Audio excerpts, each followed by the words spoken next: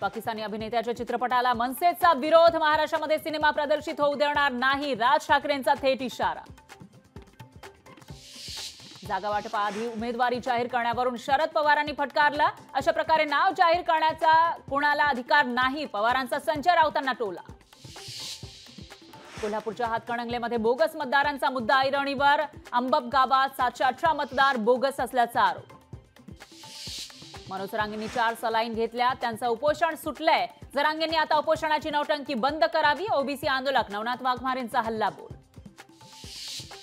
मराठा आंदोलकांचं शिष्टमंडळ आज मुख्यमंत्र्यांची भेट घेणार. मंत्री शंभूराज देसाई यांनी रात्री आझाद मैदानावर जाऊन घेतली आंदोलकांची भेट. आरक्षणाच्या मुद्द्यावरून जालन्यामध्ये 2 उपोषणं सुरू. मनोज जरांगेंच्या उपोषणाचा आज 6वा दिवस तर लक्ष्मण हाकेंच्या उपोषणाचा 4था दिवस. जरांगेंच्या समर्थनार्थ आज परभणीसह जालना बंद.